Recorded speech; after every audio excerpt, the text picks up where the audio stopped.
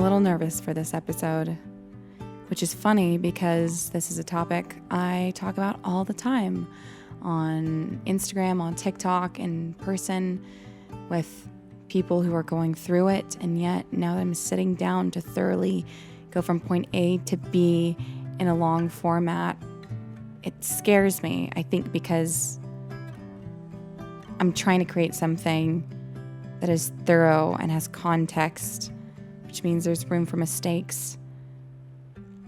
And this is something I'm creating because I want people to share it. And that scares me. But we're going to go into it anyways, because I think sometimes the things we're scared of are because they are important, and that's why they scare us, because it means it could be impactful. And today's episode is going to be heavy, and it's going to discuss some potentially triggering topics, so keep that in mind going into this one. If you're just looking to have a great day, this may not be for you.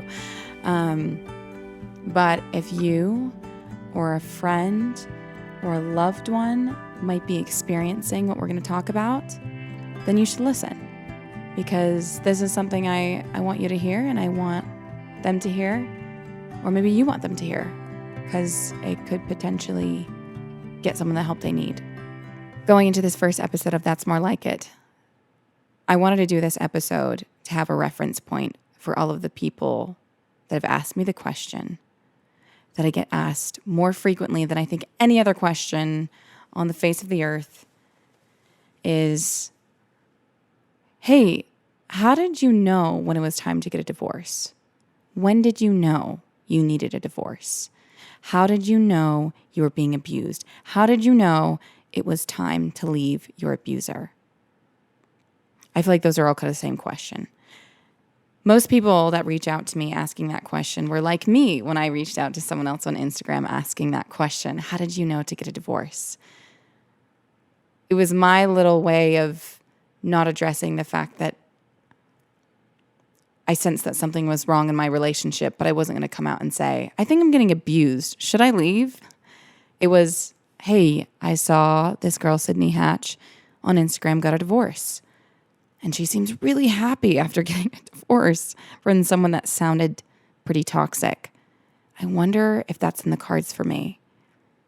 But I can't make it that personal. I'm just going to ask. I'm just going to ask someone else that's anonymous, that doesn't have stakes in my relationship, where there won't be judgment. I'm just going to ask how she decided to get a divorce. So I'm going to answer that question from a personal POV. I'm not a therapist. How did I decide to get a divorce? AKA, how did I realize my relationship was abusive?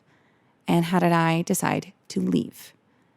Those are the two questions I'm going to try and answer. Again, not a therapist, but I do think personal stories are important, and I do think they still mean something, and I do think I went through this for a reason. So we're going to get into it. I'm not going to be too emotional about it. I'm going to try not to be, so I can just be more informational and not make this a pity party about my situation. I've gone through a lot of therapy, but no matter how much therapy you go through, like, impactful things can still affect you when you talk about them in a certain way, right? So don't mean to be flippant, but I just want to be educational. Let's get started. How did you know when to get a divorce? Well, it's first off, who is this episode for? Who is this episode for? It's for whoever is asking the question. It's for maybe yourself.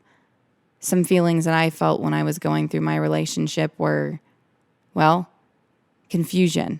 That was the biggest one. Pain, despair, just constant feeling of unease and unsettled and walking on eggshells, and never in my life had I had so little hope. Not even so little hope. I don't know that I had hope at all. I was experiencing a lot of chronic illness issues that I'd never experienced before.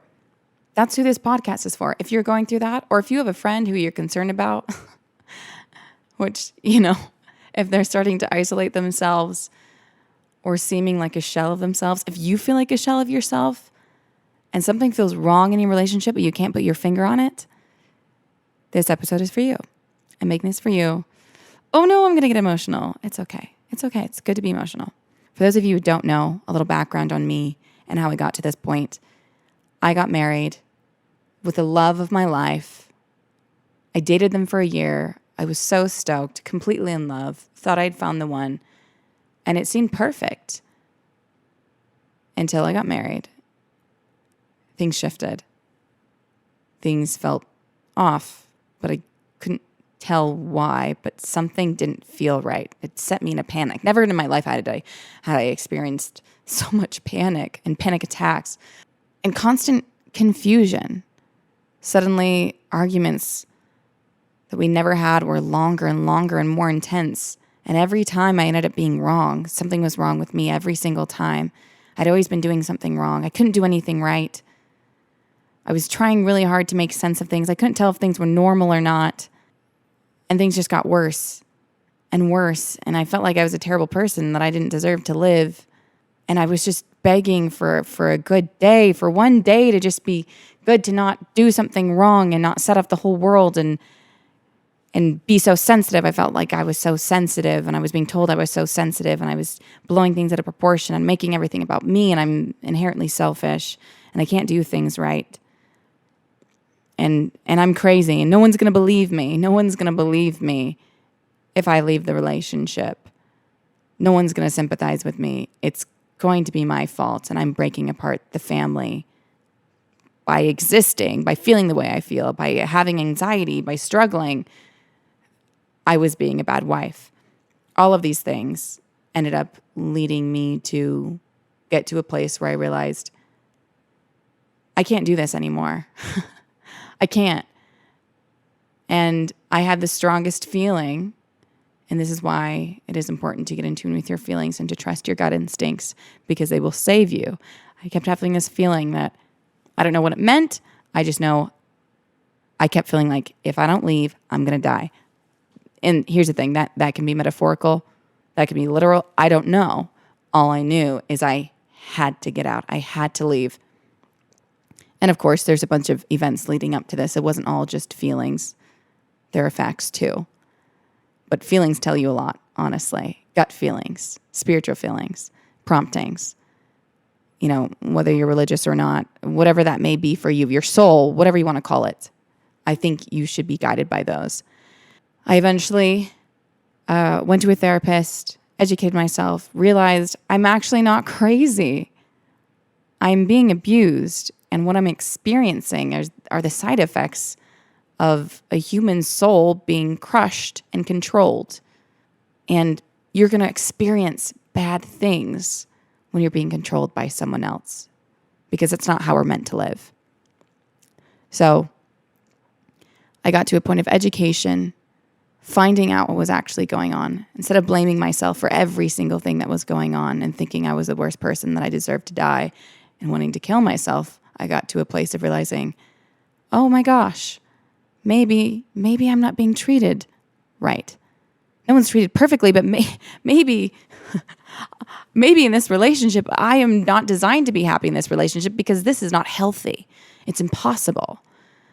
And I can't win in this relationship. Not both of us can win, because this person wants control over me. That's what an abuse dynamic is. I've discovered this is what abuse is one person wanting control over another at the expense of the other person. And I was the person being controlled. Eventually, after being in this relationship for dating for a year and married for about 2.5 years, give or take, I finally got the courage to leave. I'd separated multiple times before that.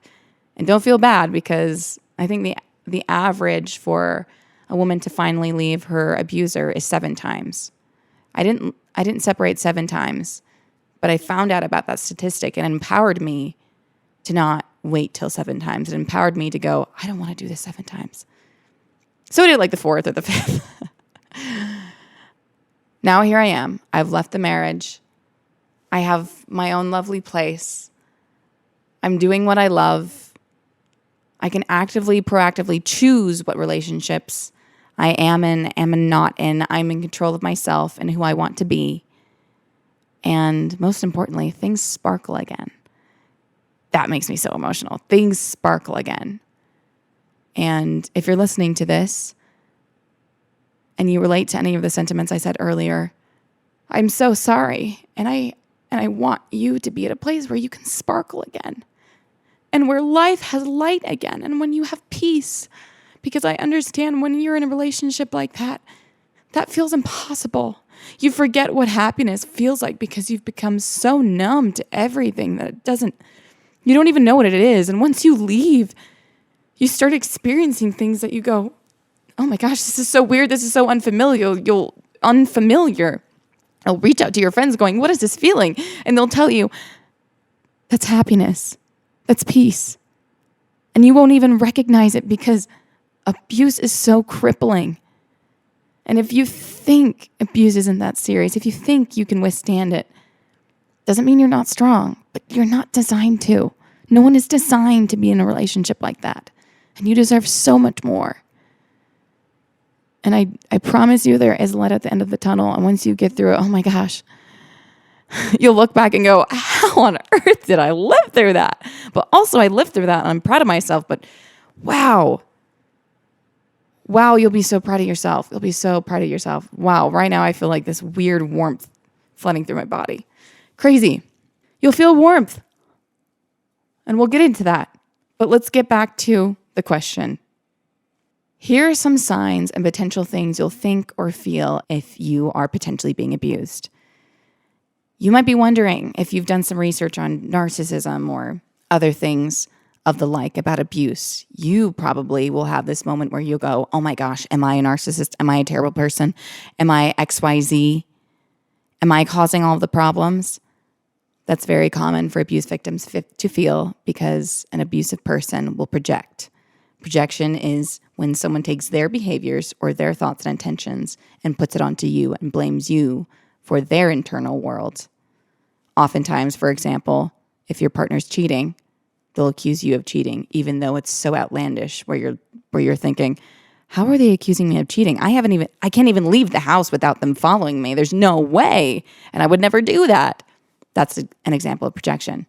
You're going to be asking and trying to subtly ask people what is normal in a relationship, what is not normal. For example, for me, I was asking my family, I went on a girls' trip. Not a girls' trip. I went on a girls' date with my sister and my mom. And I passively circumvented asking them about my personal relationship and just kind of vaguely asked them like, hey, so how do you guys in your marriages compromise? What does that look like? That was me kind of trying to check and see like what was normal so I could compare it to my marriage. But the reality is I didn't want to come out and just say what was going on in my marriage because I felt shame and guilt. Oftentimes when you're being abused, you're going to feel shame and guilt about what's happening to you, even though it's not something you're doing. That shame and guilt is not yours, but the abuser puts it on you. So if you feel shame and guilt about what's happening to you, oftentimes that is a sign of you being abused. You might feel like your partner is reading your mind, or they can intuit to an insane degree anytime maybe you don't have a positive feeling towards them, or maybe you're feeling a feeling that isn't positive. In general, if you have some anxiety and they don't like you affecting them negatively, that's often a common sign of abuse. I felt like I was on eggshells, and anytime I was around them, I had to be on alert mode because anything I felt they could feel, and if it wasn't positive, it was going to negatively affect them. And then they were going to punish me for that because I was being too much. I was being negative. They could feel my anxiety. And even if they didn't outright say it, they always would treat me worse when he would always treat me worse when I was not acting chipper or a certain way. You know, if you feel like you have to be what's the word? Like keeping up with the Joneses all the time. That's another sign. A really great book is called The Emotionally Abused Woman.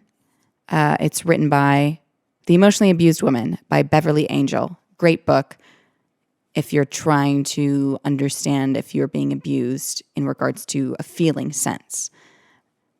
A lot of the sentiments in that book, when I got it from Barnes & Noble secretly, didn't tell my husband, I read through that and went, oh my gosh, I feel all these same feelings. And one of the common things that women feel when they're being abused is something is wrong, but I can't put my finger on it. Something is wrong. It's an unsettling, like deep in your core feeling of almost darkness and on edge of, I have to get rid of this. I have to do something because it's so unsettling and off-putting and uncanny, but you don't know what it is. Oftentimes that's at the beginning of a relationship before you've gotten through the love bombing phase. There will be that feeling of unsettledness.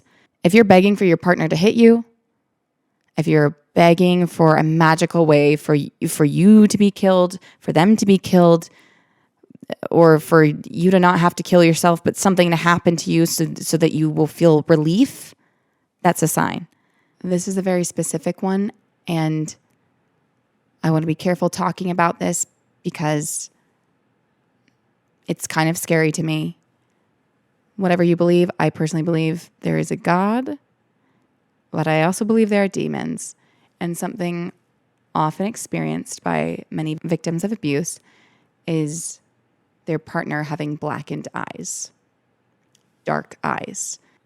I didn't tell my therapist about this for a long time because I felt like I was going a little crazy and I thought it was probably just me and I was just seeing it and I didn't know how to explain it. But usually when the abuse got to its lowest, its worst, its most intense, and when my partner got the angriest, it was like his eyes literally turned black. And I don't know how to explain it because I know visually his eyes were not black, like I could see him. But at the same time, it was like his eyes were black. His eyes were black. It is the most terrifying, chilling thing to see because you can look directly at this person that you've promised yourself to, that you love, and you don't even recognize them.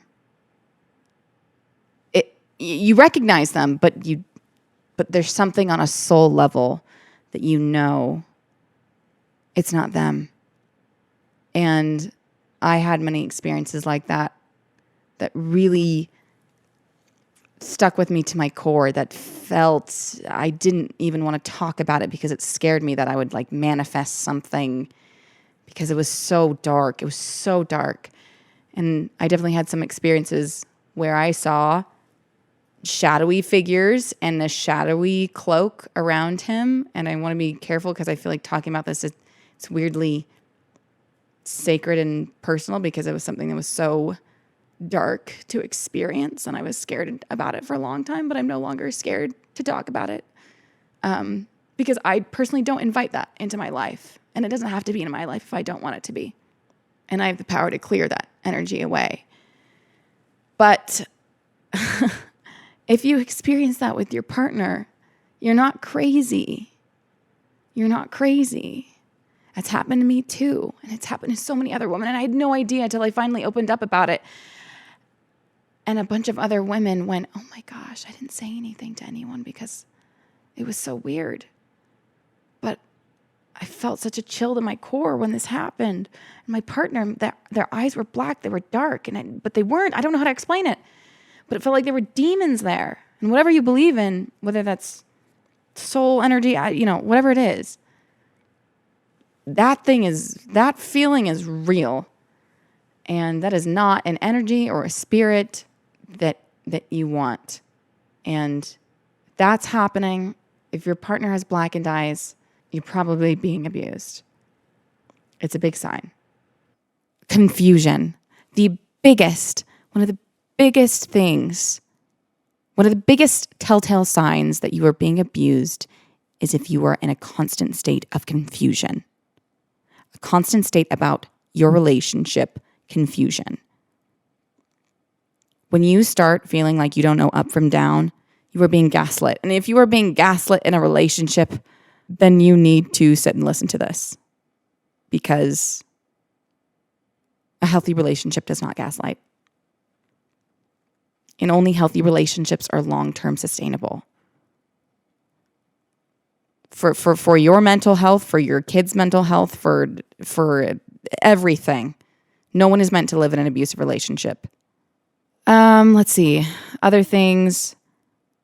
If you're constantly looking for reassurance or permission checking to see if it's okay to do things, especially from other people, and maybe some other people, when you ask them permission to do something, they look at you kind of weird and say, well, why would you ask me? You're an adult. You can do what you want.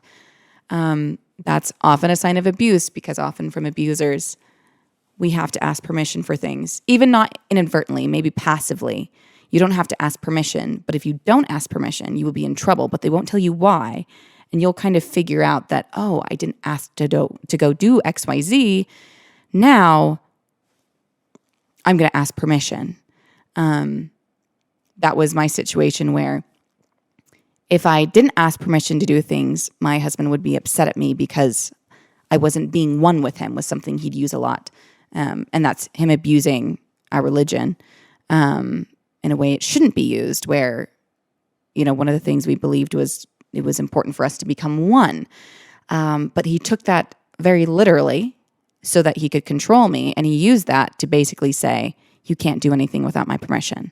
But it's a double bind, because if I asked permission to say, go to a hip hop class, just a hobby that I really enjoyed, that I stopped doing once we got married because there were problems with me doing that. If I asked for permission, then he would get mad at me and assume I was controlling. And why would you ask that? You make me feel like he used this phrase a lot, a tyrannical leader, that I was making him feel bad, like a tyrannical leader, or making him feel like a bad husband because I was asking. But the only reason I would ask permission is because, for example, with the hip hop class, I'd even let him know ahead of time that I wanted to go to this hip hop class that I went to all the time that I already knew about, but I hadn't gone since we gotten married, because I could feel a difference in him and me going to classes. He always treated me worse when I did, but I decided, no, I'm going to go. And I was excited to go, and it turned into a huge fight. He said that me choosing to go to hip hop, even though he was busy, it wasn't like we would have had quality time. There was nothing important going on. I let him know. There was no conflict.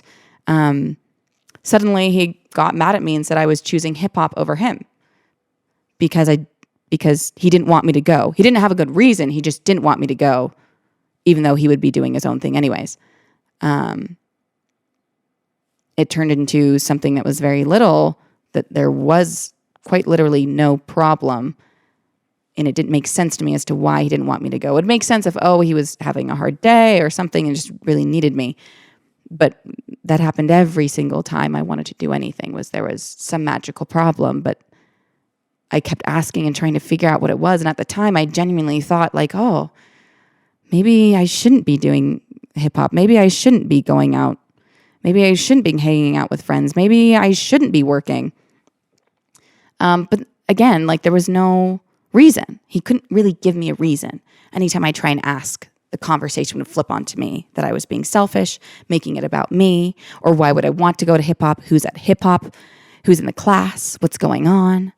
It would always flip, so we would never get down to that. So that's an example of needing to ask permission, but also getting in trouble if you ask for permission. There's just no way to win in an abusive relationship, because your partner's goal is to have control over you, whether that's subconscious or not. That is what an abuse dynamic is exerting control over you. So if you did follow their rules successfully, you still can't get a reward for that, or you still can't be in peace and harmony with them, because that means they don't have control over you anymore once you do things correctly. So you always have to be in the wrong.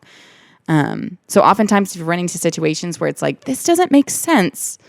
I'm so confused, but they feel so strongly about this thing and it doesn't make sense. And it seems like it's taking away my freedom for no reason. And I was very clear about who I was when I met them. Confusion. It's a sign you're being abused. If you feel shocked when people are nice to you, if it almost feels uncomfortable when people are kind to you, especially if you used to not have that feeling, that's a huge sign, because they're setting the bar so low. They're breaking down your confidence so much over time with these little chips, these little cuts. And you may not even be aware of it because they may not be calling you names. They may not be engaging in any obvious verbal abuse that you won't even know that your self-esteem has gotten so low that when other people are like, hey, you're beautiful, or hey, you're a super kind person, or hey, they compliment, you're really smart, and you're blown away, that's a sign you're being abused. That's a sign that you've probably been being abused for a minute. If you're afraid of the good times with your partner, if the good times with your partner scare you because there's this underlying feeling of like, oh, if they give me a gift, it's going to mean something that they're going to use as leverage, or we're having a good time, it means I'm going to owe them something. You may not even be like logically thinking it through. At the beginning, I never thought it through like this logically, where it was, I could articulate, oh, well, if they give me X gift on my birthday, then they're going to lord that over me for the next couple of weeks as proof that they are a good husband. And so anytime I have a complaint or set a boundary or try and say, hey, when you call me this, it hurts my feelings, that they're going to bring that gift back up or bring up that one good thing they did for me and lord it over me as proof that they are a good husband and that I'm wrong and that I shouldn't feel bad when they treat me badly. I couldn't articulate it like that, but I just felt, weird around gifts. Also, if your partner gives you gifts that specifically are insensitive to you, but maybe no one else would know, that's a huge sign. It's a very insidious, small thing that a partner can do, is give you gifts so that you have to look grateful publicly. But deep down, they know that gift has an insidious meaning. For example, this happened to me, being gifted an eyeshadow palette. Okay, they give it to you on your birthday. Awesome. You get a gift. You got to look grateful and excited. Otherwise, you look like the bad person. You look like a perpetrator. You look ungrateful. And then you might think you're all of those things. But this eyeshadow palette I was given was spat in and rubbed the spit into it. But no one else would know that but me. Maybe they'll tell you, they'll whisper something, they'll mention it. But no one else knows. Only you know that there is an insidious meaning behind the gift. And so it reaffirms this gaslighting feeling of no one is going to know that I'm being abused. No one's going to know what's happening because it's happening right in front of them and they don't even see it.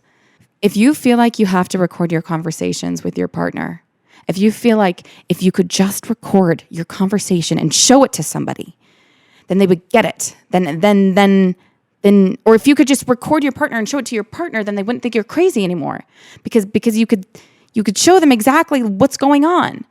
And you feel like you're going crazy because it's like, I remember this happening. I know this happened and you're making it seem like it didn't happen the way it happened. That's a huge sign. That's a huge sign. So we've gone through a lot of the signs and the feelings that you might be experiencing if you might be abused, if you might be in an abusive relationship. And the reason I focus on the feelings, while I pride myself on trying to be a logical and emotional person and finding the balance, the hard thing with being abused is that oftentimes we do not have the vocabulary we need to explain what is happening, to understand that we are being abused in order to comprehend that, to make the decision to leave. I think it's Shannon Thomas who wrote the book Healing from Hidden Abuse. Maybe Shannon Thomas talks about the key to someone being abused leaving their relationship or even making the choice to stay or to leave is that person having access to the vocabulary they need to specifically describe their experience. Because if you cannot do that and you can't explain it to anyone else or to yourself, how do you make a decision when you don't even know what's going on? All you know is what you feel, but you can't take those feelings and put them in a logical space, then you just feel like you're crazy. And so I want to focus on the feelings because I think a lot of people may be coming to this pod, or the people who have reached out in my DMs or other ways to ask me this question of, am I being abused? How do I know if I should get a divorce? How do I know if I'm being abused? The reason they're asking is because they maybe don't have access to the vocabulary. They can't describe their situation because it's so confusing. And because when you're being abused, I mean, that's literally the point, is to create a situation when you're in fight or flight. You're in monkey brain. You can't think clearly. Because you're in this monkey fight or flight brain, it's going to be exponentially hard to explain what's going on with you. And if you don't have the education, like a lot of us don't, a lot of us didn't grow up with the education on what a healthy relationship looks like and what an unhealthy relationship looks like. We talk about it in theory, but we never really get down to the specifics, the tangibles. We're never really shown what that really looks like. And most of us don't really know until we've lived it. So that's why I focus on the feelings, because a lot of you, I imagine, will be coming here because you have these shared feelings and you don't know what to do with them. But you have to do something because it's so strong and you know something's wrong. And so I'm focusing on your gut. Trust your gut. And that's so scary because your partner's probably telling you either overtly or covertly that you shouldn't trust your feelings. But guess what? You know, it's a really empowering study that Lundy Bancroft shared in a book that I'll get to later. You know what the most accurate predictor of intimate partner violence is? It's not a past criminal record. It's not a certain background, a certain living situation, what that person's work history is. None of those things are consistent, accurate predictors of the future of a partner's potential intimate violence. You know what the most accurate predictor is? The only one consistent, accurate predictor. It is the abuser's partner's intuition as to whether or not that partner will abuse them. Let me say that again. The most accurate predictor of future abuse is your intuition and your gut feeling as to whether or not that partner will escalate physically. The most accurate predictor we have found is that if you feel that your partner will escalate physically, that's the most precise, accurate predictor we have, is a woman's intuition. How empowering is that? Terrifying. But when you question yourself and go, no, I need someone else to tell me that my relationship is abusive to leave. You don't. It doesn't matter what studies you look at. It doesn't matter what that person's history is, what their background is. Your gut feeling is the best predictor. And that should be empowering to you. So as you're going through this and doubting yourself and listening to this and, you know, talking with your friends or journaling or whatever it is, trying to figure out what's going on, or maybe you're not talking with anybody or journaling because you just feel alone, remember, it's within you. It is within you to decide and acknowledge what's really going on in your relationship. That power is within. You don't need permission from anybody. You don't need permission from your sister, your parents. You don't need permission from your partner to determine if they're abusing you. Actually, if your partner is determined that they're not abusing you and you determine that they are, that's an even bigger sign that they are abusing you, because a partner will never admit that. That's almost never going to happen. And if they do admit that they're abusing you, most likely it's a part of the abuse cycle. It's a way to keep you in. Because maybe if they admit that they're abusing you, then you'll think that they'll change. It's not going to happen. Lundy Bancroft did a study that I think only 0.03% of people within batterers programs actually change from the inside out. Their character actually change. It's really rare. So you don't need to determine, is my partner going to change? Is my partner not going to change? You need to determine, is this relationship healthy? Is it feasible long term? Am I being abused? Because if you are being abused, It is not healthy long-term. It is not feasible. It is not sustainable. Those are decisions you need to make, or those are decisions I decided to make. You make your own, but that's how I did it. So the first step to know if you're being abused or not is to educate. Educate. Get as much education as you can. My way of doing it, I love books. This is what I'm going to assign you to do, is to start reading. I know we have a lot of classes for domestic abuse where you can show up and go to a class. Personally, that wasn't an option for me. And I do think there are systems we need to create that will be better, because I couldn't go to my husband and say, hey, by the way, I'm going to a domestic abuse shelter where they're going to teach me that you're abusing me. That wasn't going to work. That wasn't going to fly. Couldn't do that. And if I told him that, he would have stopped me from going. So books are the way to go. I'm going to narrow it down to a couple of books. I don't want to overwhelm. I will have some things in the show notes if you want more books, more information, if you've done your homework on the first things I'm going to share with you, but I'm going to stick with a few basics. Here's what you're going to do. This is the first step. You got two options for reading. You're going to get Why Does He Do That by Lundy Bancroft, or The Verbally Abusive Relationship by Patricia Evans. These two books, make your choice, pick one of those. You're going to read that book, you're going to get a highlighter or your phone, and you're going to make notes of everything on there. You're going to highlight everything that sticks out to you, that resonates with you, that you relate to, that you feel like you relate to. Highlight everything. That's going to tell you a lot. That's going to open your eyes to some things. And if when you get these books, you're resistant and you don't want to read it, or maybe you start reading the first page, which is what I did. I got Why Does He Do That by Lundy Bancroft, and I tucked it away. I didn't read it. And then I read like the first 3 pages, and oh gosh, I was so uncomfortable. I couldn't do it. I felt so much resistance. Oftentimes that resistance is because the knowledge in that book is going to tell you something that is going to be uncomfortable that maybe you don't want to hear.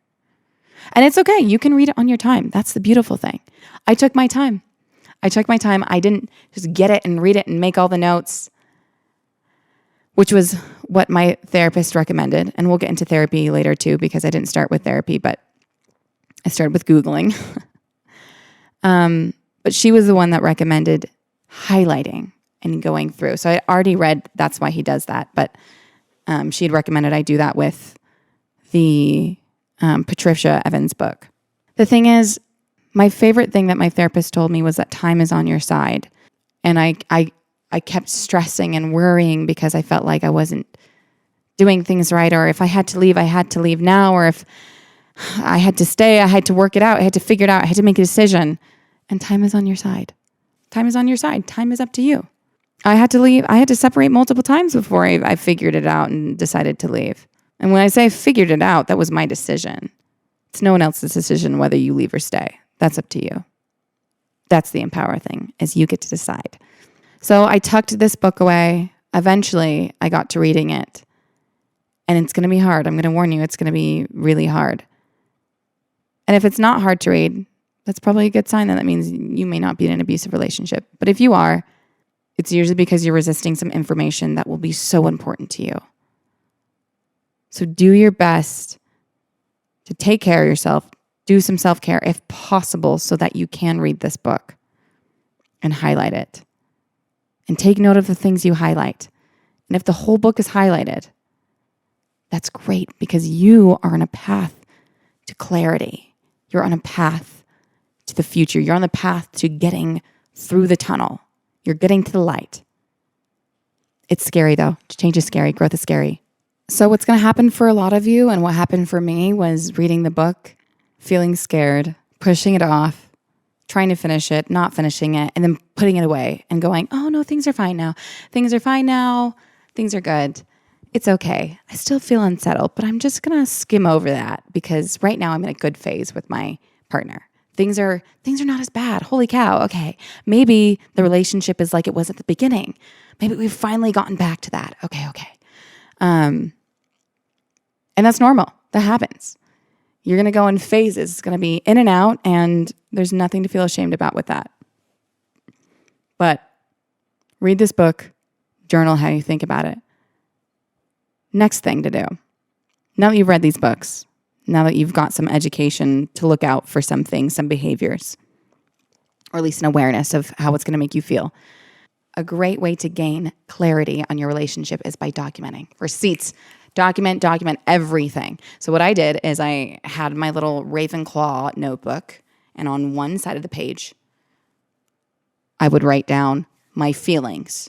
And then on the other side of the page, I would write down the facts.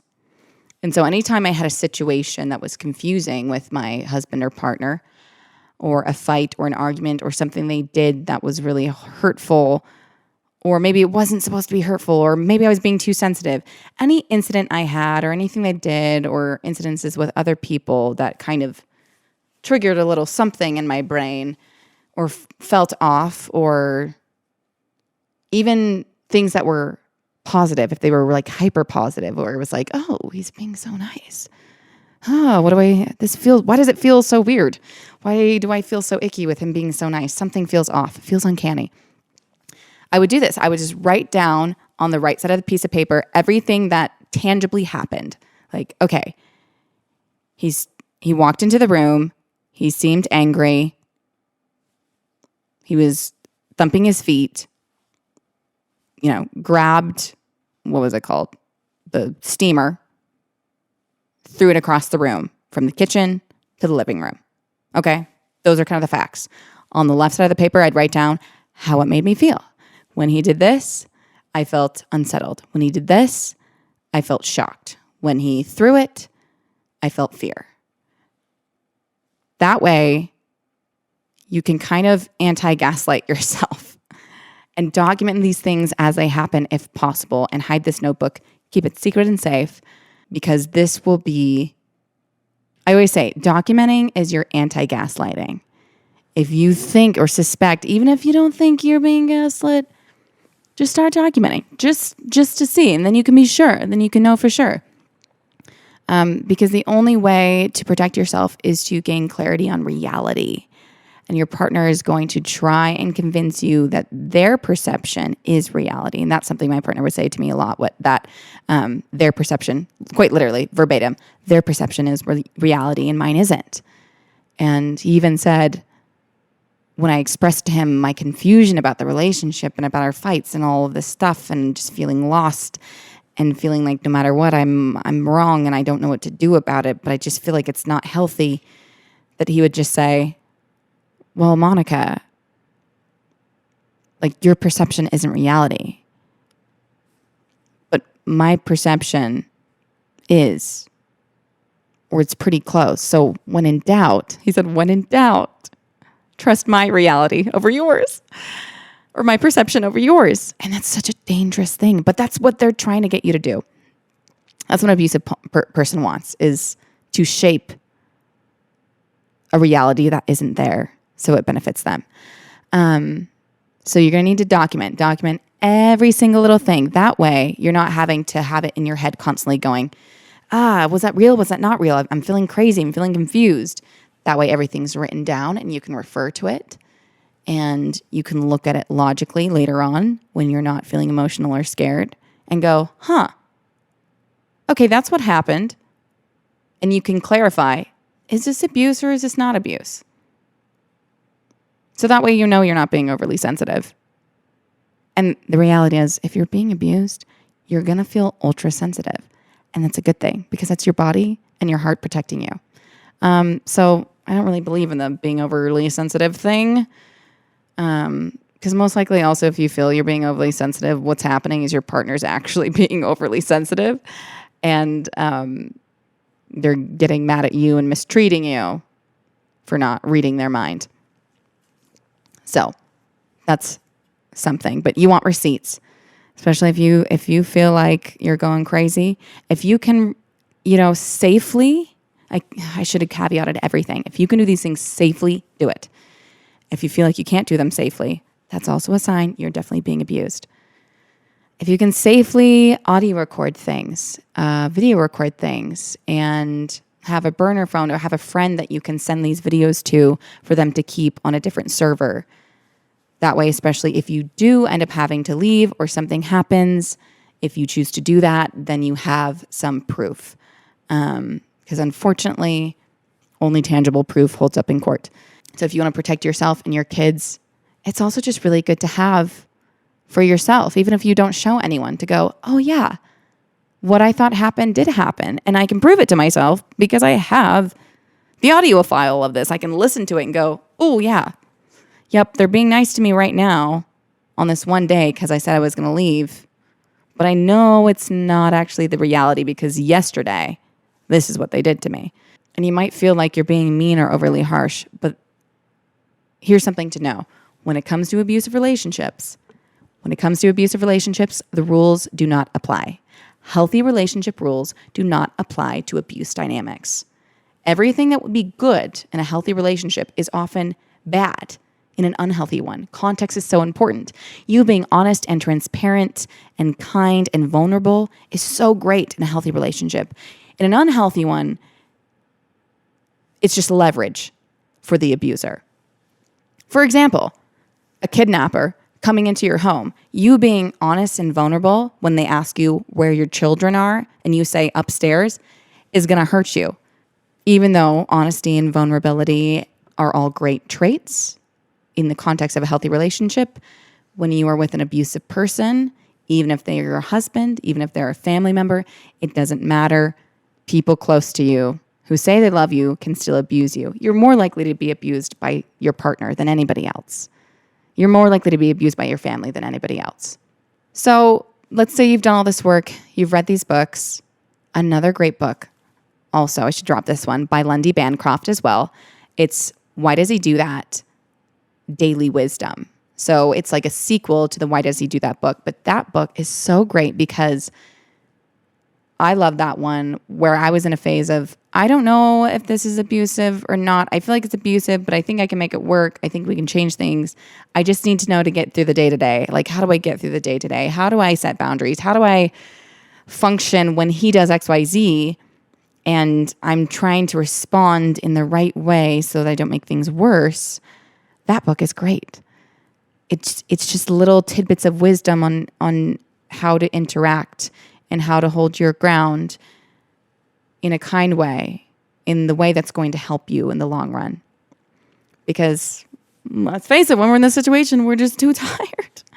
We're too tired to try and figure this all out. So we've got those sources. Education, reading the books, highlighting them, taking notes. What do you relate to?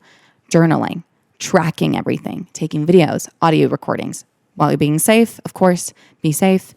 But journal and also track. I had my own journal that was just brainstorm-free thoughts. And then I had my journal that was the feelings/facts book. And that was really great. And that was also very helpful for me once I did get into therapy to kind of bring so I could address the things that had happened in the relationship that I didn't want to constantly have to remember at the forefront of my mind. So I could write them down and kind of let them go so it wasn't constantly re-traumatizing me.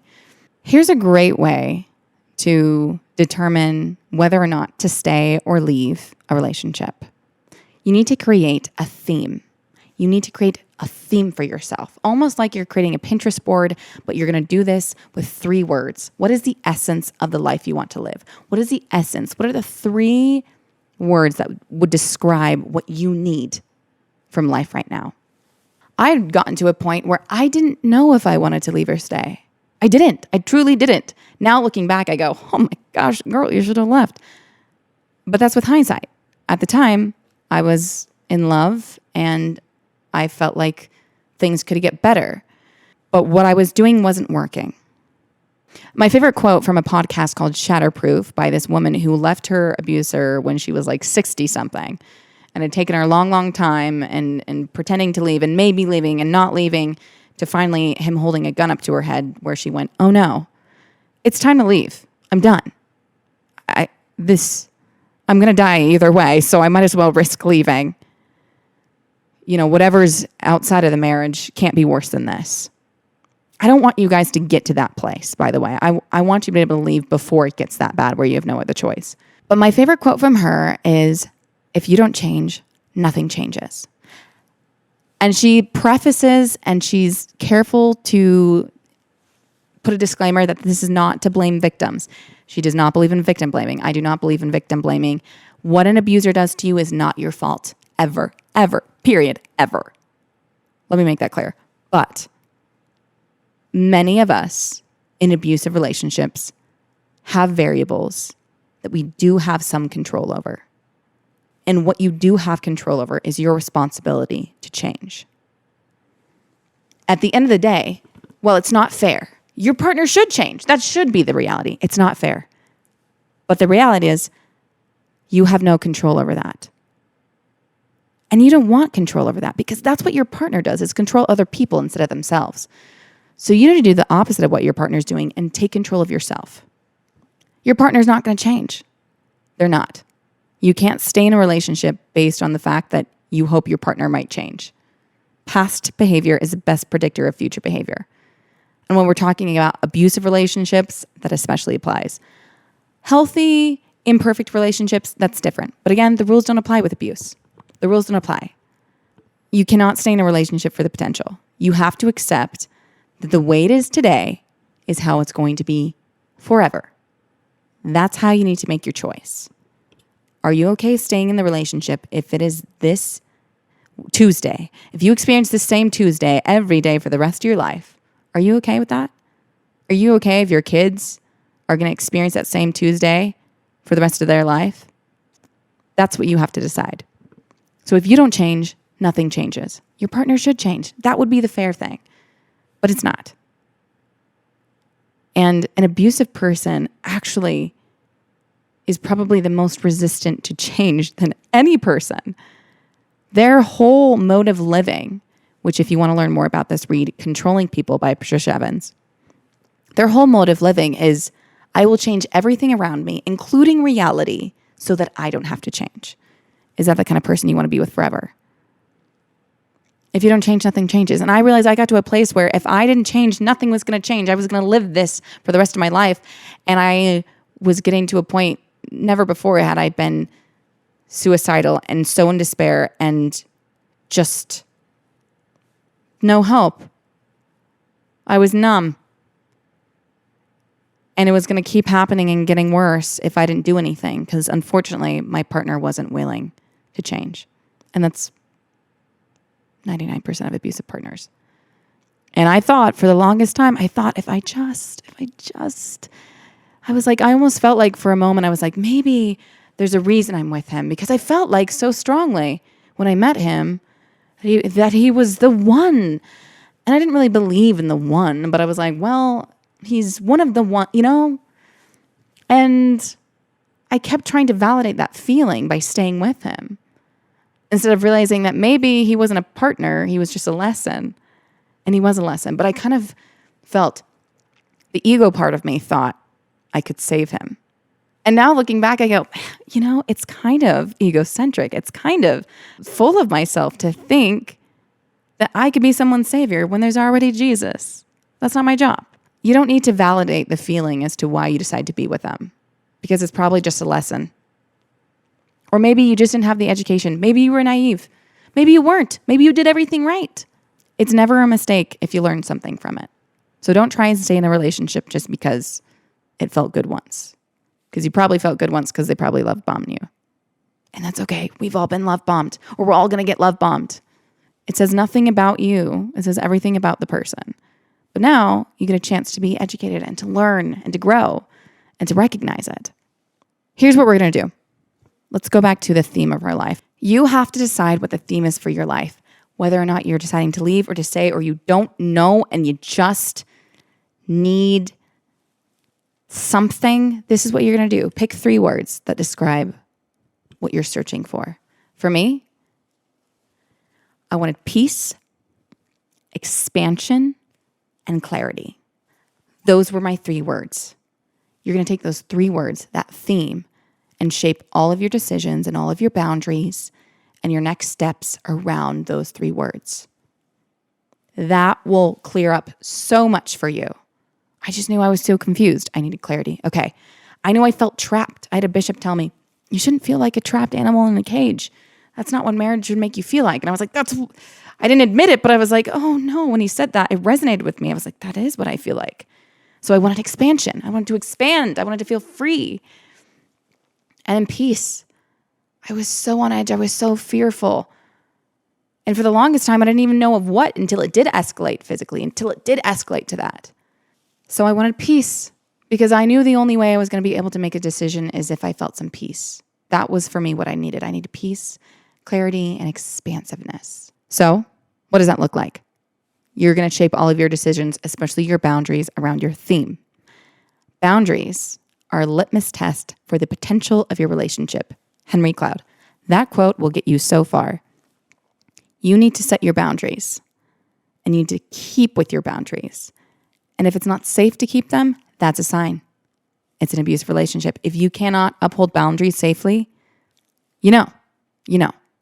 If boundaries come with a lot of retaliation, if boundaries are not respected, and true boundaries being you yourself are making decisions, controlling yourself and how you respond, nothing to do with the other person. You really have to set your boundaries. That is going to give you more clarity than anything. If you don't set boundaries, if you don't follow through, you're not going to get that clarity. You're not going to get that closure. You're going to keep wanting closure and clarity, but you're never going to get that if you refuse to truly follow through on those boundaries. And I know it's terrifying and I hate confrontation. And even in an abusive relationship, it is quite literally physically terrifying. So just know if you feel like you can't physically do it safely, don't. And let that be your clarity. If you can do it safely physically, but then emotionally it's not, that's also your clarity. It is the litmus test.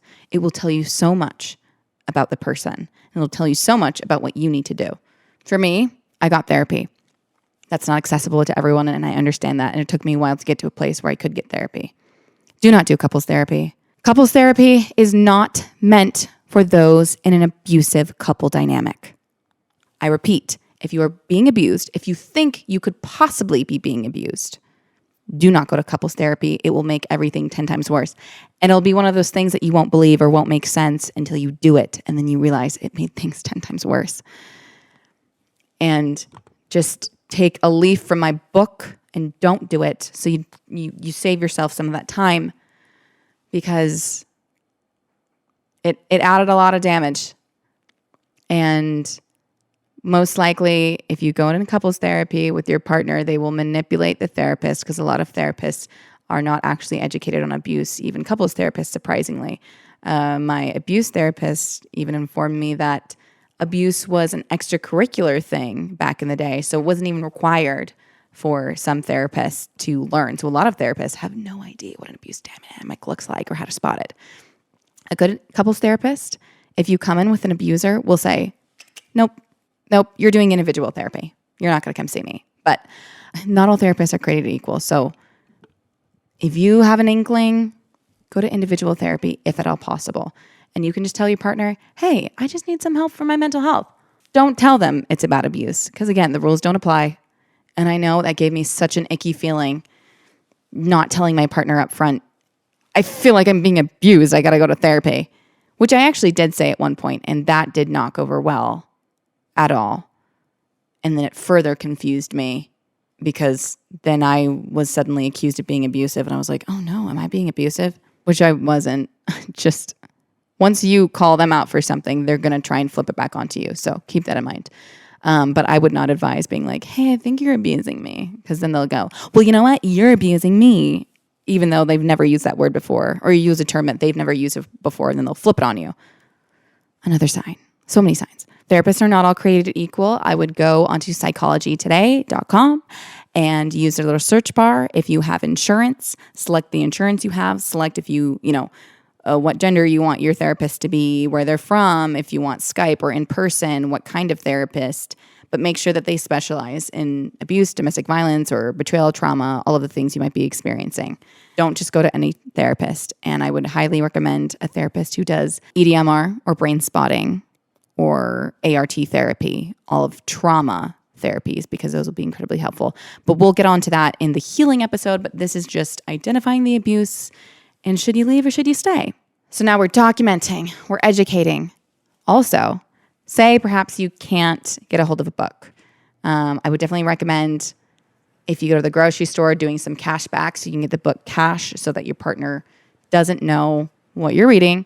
But if you can't have access to that and you can't get on a Kindle, then Dr. Ramani on YouTube. She has amazing videos. Her videos kind of specifically talk about narcissism just because that's a buzzword within the abuse space. And oftentimes if a person is abusing you, they are probably narcissistic. Granted, that doesn't cover everyone. And it doesn't really matter if your partner is a narcissist or not. It really just matters, is the relationship healthy? Is it unhealthy? Is this an abuse dynamic? But Dr. Ramani has a bunch of amazing videos. I will put some links in the show notes that will be super clarifying. And she's radically honest. And she gives options for those who are experiencing what she's describing. And she's like, do you want to stay or do you want to go? Here's what it looks like if you stay. Here's what it look like. Here's what's going to look like if you go. You decide. That's why I love her videos. They were very clarifying to me. And it also helped me set some boundaries in my relationship to kind of see where I was at, how I felt about it, and if there was potential or not. If possible, take space. If at all possible, because I knew one of my themes was clarity. I need clarity and peace. I could never feel peace around my partner. I couldn't feel peace around not my partner. But if I had my phone on me because my partner was texting, calling, especially if they had an inkling that something was up, or maybe I felt like he could read my mind when I ever read something about abuse. It was like he knew. He could feel an energy shift in me or something. It was creepy. So I was always on edge. And if you feel that feeling where it's you can't go anywhere without feeling anxiety, even going to the grocery store for the longest time would induce panic attacks because of this fear I had around it of doing something alone without him and me being in trouble for it, or him accusing me of buying something that I shouldn't have bought, or him accusing me of sleeping with someone random, or the fight that would ensue because I went to Walmart and it took me 45 minutes instead of 40 minutes.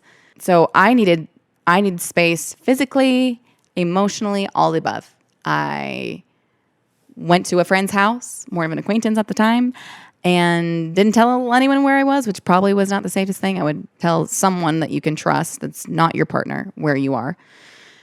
And took space from texting and calling. And I talked something through with my therapist that I could send to him that was I don't remember what it was, but hey, taking space, blah, blah, blah. Love you. Just need to figure things out. I will get back to you on this day, whatever. But I had some clear, distinct space where I was not texting, not calling. And even when he texted and called, I didn't respond. I didn't listen to his stuff.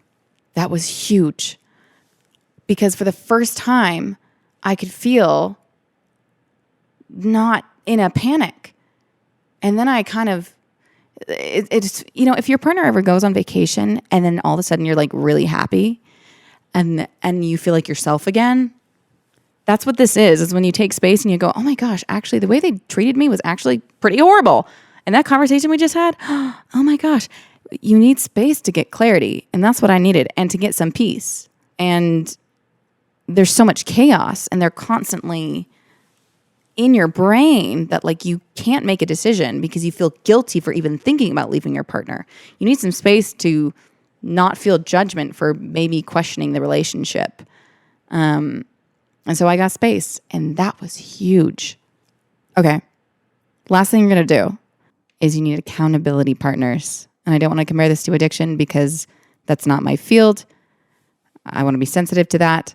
It's just what I personally did because I had been looking into betrayal trauma groups and wives of men addicted to porn and things of the like that were based around addiction.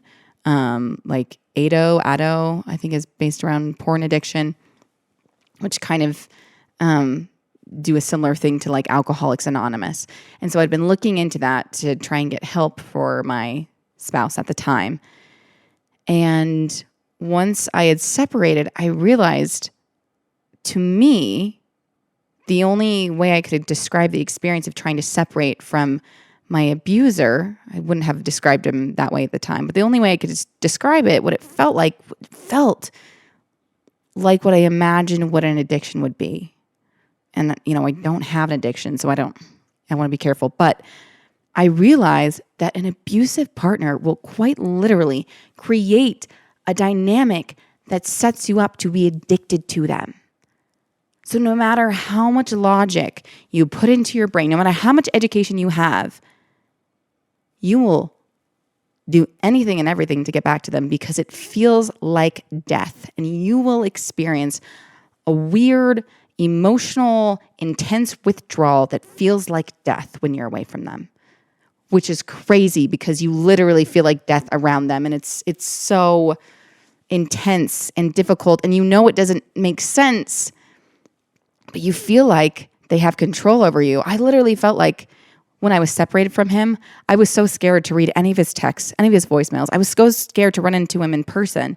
A, because I think he was tracking me. B, because I felt like if I was around him, I would lose all control and go back. And I known at that point, I don't think it's right for me to go back. I can't go back. I didn't know I wanted a divorce yet, but I knew I couldn't go back. I mean, I didn't know I wanted a divorce, but I hadn't filed anything. But it's such a strong thing, and you can't logic your way out of an abusive relationship. You have to emotionally wean yourself off your abuser. And that's really hard to do cold turkey. You don't have to do it cold turkey. You can slowly do it by separation. It is such a blessing. Whether you're married, whether you're dating, take a separation.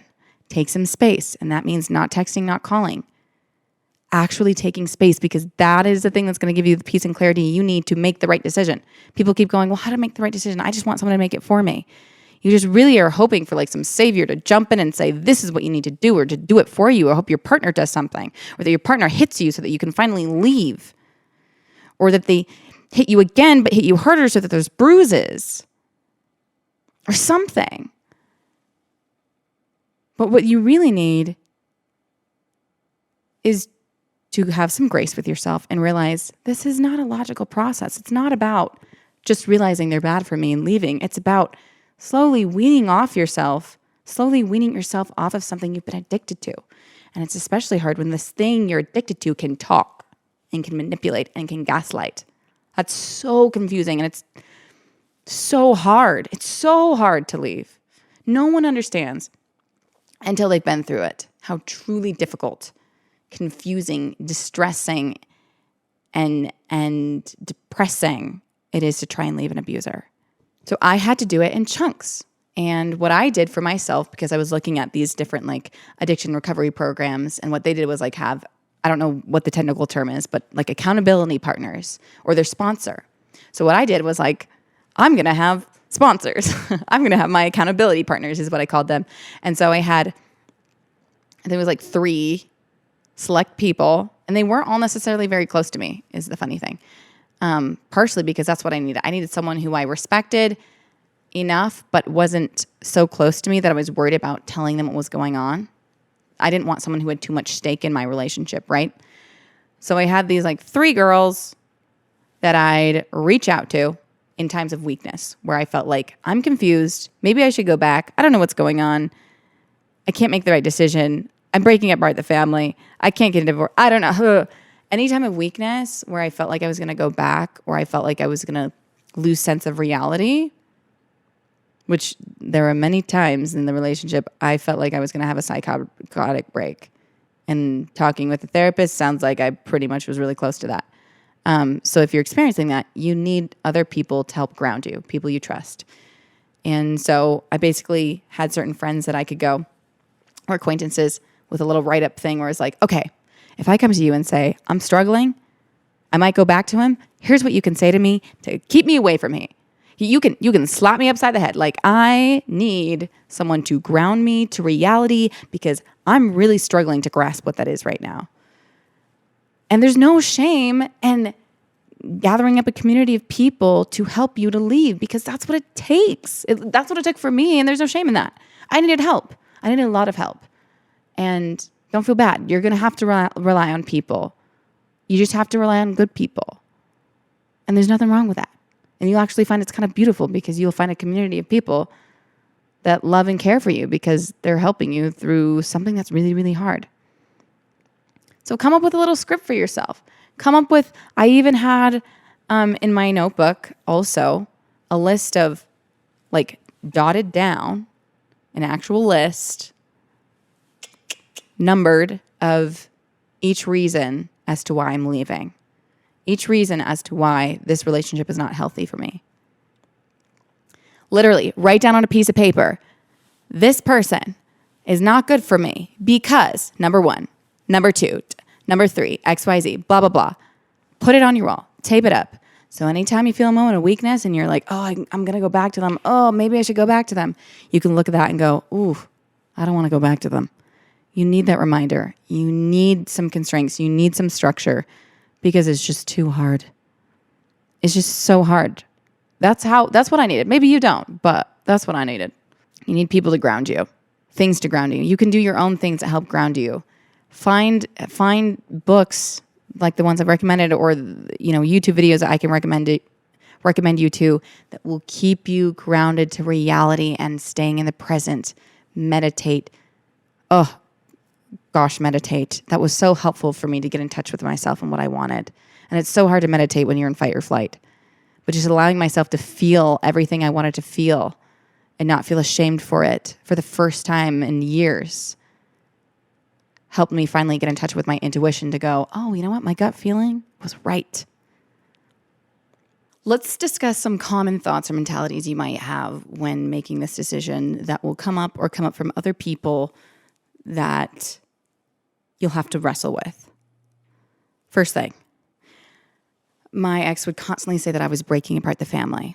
Let's just shoot that in the foot right now because you're not breaking apart the family. If your partner is abusive, they have already broken the family.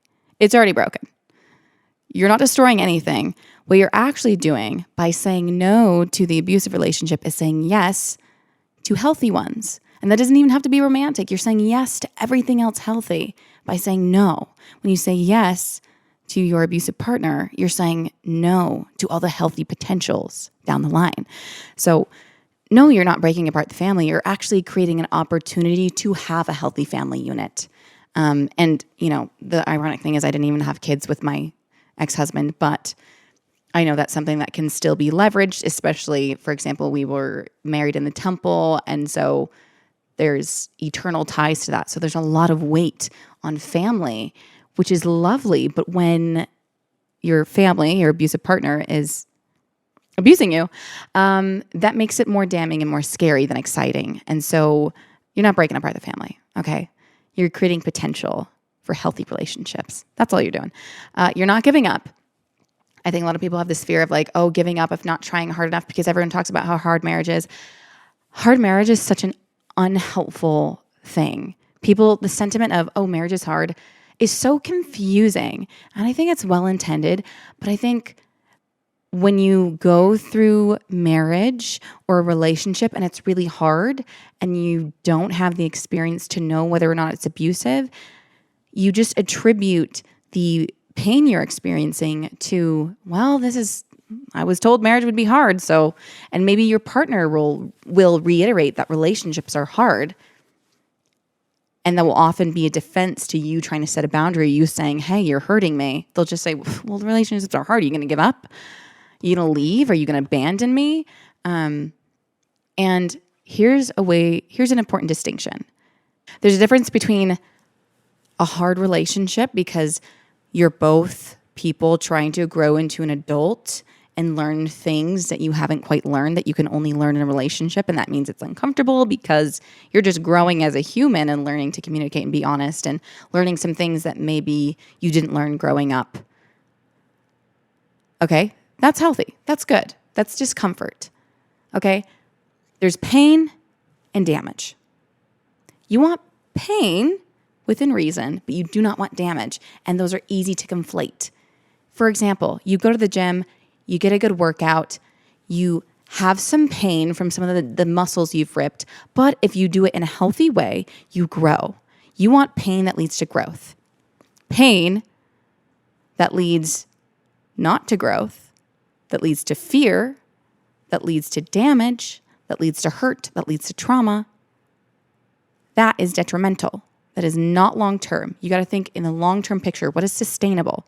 Going to the gym every day with a rest day, using correct form is sustainable and it's going to grow you. Going to the gym, using incorrect form, hurting yourself, using weights that are too big, doing things that are not right for your body, that is damaging, and you can't do that long term. So you have to think of your relationship in regards to growth versus detriment. What is going to make you grow? So when you're evaluating the pain you're experiencing in your relationship, is this pain? Is this growing pains from, I'm becoming a better person and I'm choosing to do that electively. My partner's not forcing it on me. I'm choosing to do that versus my partner is forcing me to give up pieces of who I am at the core that are good.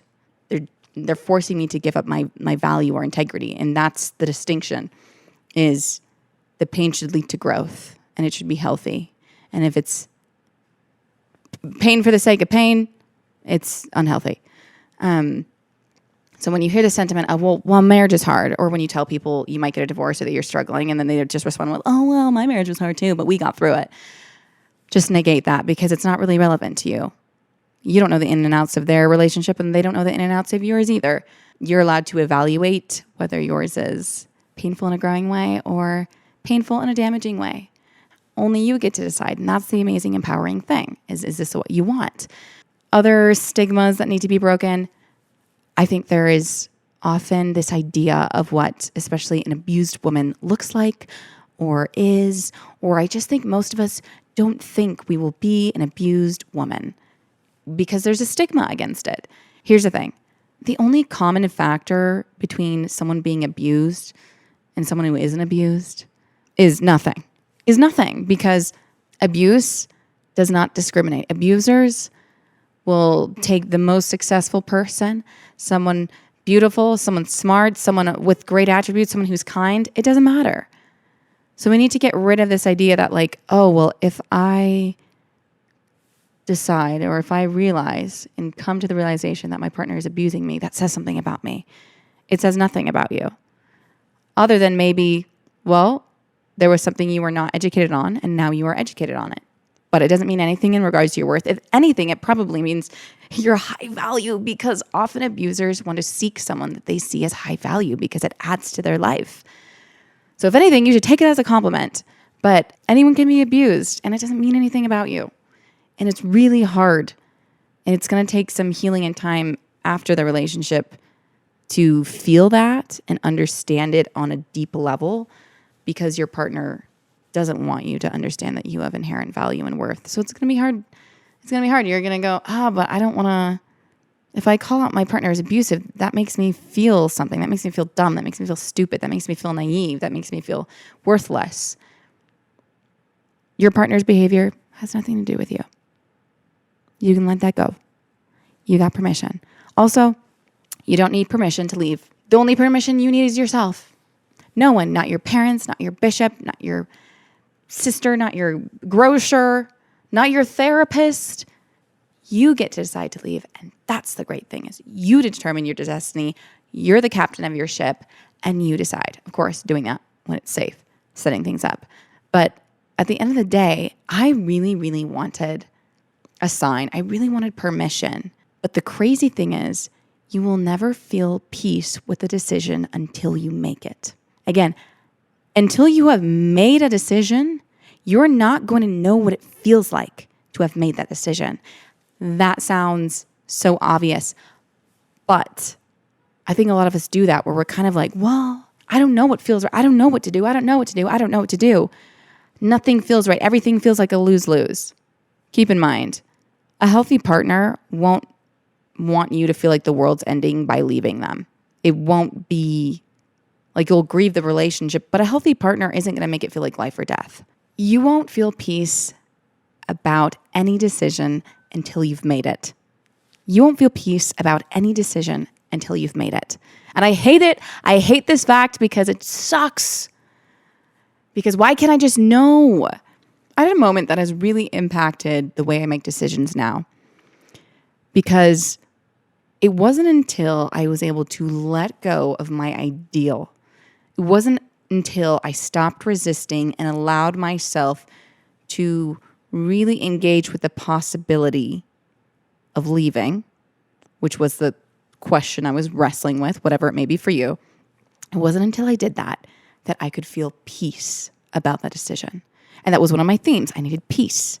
But no matter what I did, I couldn't feel peace about anything. Everything felt like chaos and despair. And I was just tired. I didn't have capacity for anything. But it wasn't until I stopped resisting the thing I feared, which sounds so woo-woo, but it's true. It wasn't until I had this moment with my ex-husband where we were fighting about, I have to check my journals, but I don't even want to look. We were fighting about something, and we were fighting about moving and me like not being supportive enough for him, and I was too weak and too anxious. Oh, and we'd fought about before that, like he had me like recite my prayers, my personal prayers out to him out loud because he needed to determine if I was praying selflessly or not. Anyways, he decided I wasn't praying selflessly. So anyways, it turned into a whole long fight, and there was a bunch of other things that happened in there. But at the end of the fight, it was really late. I was sitting in the bed and he was standing near the desk. Things had escalated in the fight, and he said, well, do you just want to get a divorce? And for the first time ever, it clicked in me. Oh my gosh. Something just clicked in me. And I looked at him and said, if that's what you want, that's what I want too. We should get a divorce. And boom, flood. I was flooded with so much warmth. I felt like I was being enveloped. I felt like I was being hugged. And in my mind, I was like, Christ or God or Heavenly Mother or something, or my soul was enveloping me. And I literally felt like you just dipped me in a hot tub. And then it was such an instantaneous rush of warmth and love in a way that I hadn't felt in so long. Phew. It was peace. It was peace. I felt peace. And in that moment, I felt so assured saying that. It was crazy. And that was the first time I had ever really allowed myself to really accept that decision as a true possibility, as something maybe I wanted. I'd never done that before. Like in my mind, it was on the table, but it really wasn't. And that was the first time I really was like, yeah, I could do that. And then holy cow, that changed things for me. Anyways, after that conversation, other things happened that reaffirmed that feeling. But to my point, you have to let go of what your idea of things were going to be in order to figure out what things need to be. And in that moment, that happened. And I also feel like it was like divine intervention at the same time, where it was like, wow, I really needed this. It's a very clear, distinct sign. There were like 3 different instances that stick out in my mind that were more impactful than anything else, that really made me go, oh, I think I see it now. I think I know what I need to do. Here's the thing. At the end of the day, it's your decision. You don't have to leave. You don't have to stay. But you decide what you live with. You decide what you want. That's awesome. There is hope because that's your decision. And your partner's going to make it feel like it's not, or that if you want to leave, you have to stay, or that it's going to be better if you stay. But let me tell you, leaving, it's one of those things. It's like a mountain that you look at. And I'm not a huge hiker, so when I look at a mountain, I go, wow, I don't know if I can do that. That's what the abusive relationship was to me, was a mountain that I thought, I don't think I could do that. I don't think I could leave. I don't think I can overcome this. I feel damaged. I feel like there's some part of me that's been ripped out and ruined. Guess what? You're not ruined. You're not broken. You have depth. You have strength. You know what's a great metaphor? I have this plant called a fiddle leaf fig, and it literally grows when you shake it. You're supposed to traumatize the plant, and it does better. It grows when you shake it. It's not broken. You literally have to like go over and shake the tree. to get it to grow. The fiddle leaf isn't thinking it's broken or it's damaged or it's useless. It's freaking strong. And now you have experience. You have experience. You have empathy. You get it. Now, when you meet someone healthy, you can connect on a level that was never imaginable before. That's beautiful. I don't regret going through anything I went through. I don't regret it at all. It was painful. It was damaging. But I got out and I've healed. And all of that space that was carved out is now filled with so much more. You're just taking one custard out of the donut and putting a better one in. That's all you're doing. You're not damaged. You're not broken. There's nothing wrong with you. In fact, there's probably more right with you now because now you have the awareness, which is such a freaking superpower. I want you guys to sparkle. And that's something I didn't feel for years. Peace, happiness. And when I left, just when I had separated, not even officially divorced, just when I had separated, I remember getting into my car, turning on the radio, and my phone somehow was synced up to a Taylor Swift song, which usually it syncs up with Ed Sheeran, because that's the A-Team song. Anyways, it was synced up to a Taylor Swift song. I don't know how. And it was the most beautiful thing I had ever heard in my life. And it's a Taylor Swift song I had heard over and over and over again. But I bawled my eyes out. And I remember reaching out to my mom and saying, I feel like things are shiny again. I feel like I could hear everything in the music, every note, and everything was beautiful and everything was bright. I felt so much light. I felt expansive. I felt clarity. I felt peace. All of those things I was wanting. And I finally felt those because I finally allowed myself to let go of my ideal and instead choose my future. Actively choose it. I just wanted to share that. I think that's important. To summarize this, there's hope. There is a light at the end of the tunnel. This feeling isn't forever. What you're going through, it's not forever. You do get to be in control. You get to be back in control. You haven't felt like that for a while, but I promise you, things are going to shine again. There's going to be hope. You're going to spread your wings. You're going to see the sun and you're going to fly. It's going to be amazing. You're going to get through it. I believe in you. You're strong. You can do anything. You're stronger than you know. I was so much stronger than I knew. You can climb that mountain. You're going to climb that mountain and go, psst, I could do it again. I don't want to, but I could do it again. Okay? I hope this episode was helpful. And if you feel like someone would be helped with this, I'd love for you to share it with someone if you think it'd be helpful, or listen to it yourself. And if you have to come back and listen to this multiple times because you're going through it, that's okay. I did that with a lot of books, and with some of the people I followed on Instagram, I just reread stuff to gain some clarity, to not feel so crazy. So if you need to come here, or you need to DM me and say, am I crazy? If you need me to say you're not crazy, I can do that too. You're not crazy. And thank you guys for joining That's More Like It. And I want you to get into a relationship that is more like it. So have a good day. I have no closure. I have no wrap up on this. I don't know what to say. I got all emotional. But I love you guys. Thanks for joining. Thanks for following along the journey. I appreciate you. Okay. Bye.